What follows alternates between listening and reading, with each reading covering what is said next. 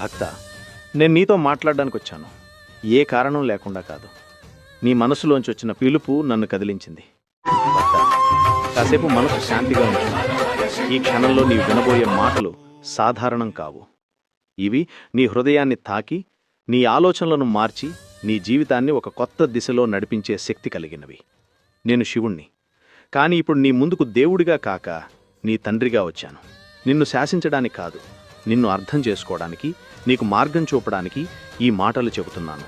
భక్త, నీ మనసులో మాటలు ఇవే కదా? ఎందుకు నా జీవితంలో ఇన్ని కష్టాలు? నేనేం తప్పు చేశాను? ఎందుకు నాకే ఇన్ని కష్టాలు? ఎందుకు ఆ ఈశ్వరుడు నన్నే పరీక్షిస్తున్నాడు? నువ్వు అడిగిన ఆ ప్రశ్నలన్నీ నేను విన్నాను. నిన్ను సమాధానపరచడానికే వచ్చాను. నీవు ఒంటరిగా ఏడ్చిన ఆ రాత్రులు నేను చూశాను. నీలో ఉన్న బాధ నాకు తెలుసు, కానీ ఈరోజు నేను నీ బాధను తగ్గించడానికే వచ్చాను. నీ హృదయాన్ని ఓపిగ్గా పట్టుకొని నిన్ను వెలుతురు వైపుకు నడిపించడానికి వచ్చాను. భక్త, నీ కన్నీళ్లు నాకు కొత్తవి కావు. యుగ యుగాలుగా అనేక ఆత్మలు ఈ ప్రశ్న నన్ను అడిగాయి. కాని విను, నీ బాధ శాపం కాదు, అది నీ ఆత్మకిచ్చిన పరివర్తన. జీవితం ఒక నది లాంటిది. అందులో ప్రతి అల, ప్రతి ప్రవాహం నీ గత కర్మల ప్రతిబింబమే. నిన్ను తాకిన ప్రతి బాధ, ప్రతి అడ్డంకి నీ ఆత్మశుద్ధి కోసం నువ్వే ఎన్నుకున్న మార్గం.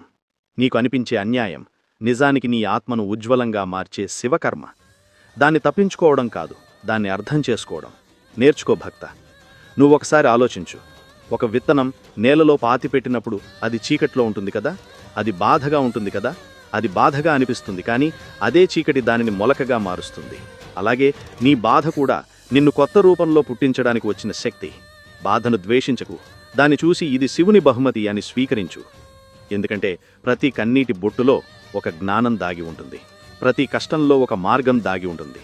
భక్త, నీలో చాలామంది జీవన బాధలను, అపజయాలను అదృష్టమని అనుకుంటారు. కానీ అదృష్టం అనేది కర్మకు పెట్టిన కొత్త పేరు మాత్రమే. నీ ప్రతి ఆలోచన, ప్రతి మాట, ప్రతి పని బ్రహ్మాండంలోకి ఒక విత్తనం లాంటిది. ఏ విత్తనం నాటావో అదే ఫలం నువ్వు అనుభవిస్తావు. అందుకే నేనే చెప్పాను, కర్మ అనేది శిక్ష కాదు, పాఠం. నిన్నటి తప్పులు నిన్ను శిక్షించడానికి రావు, నిన్ను మేల్కొల్పేందుకు వస్తాయి.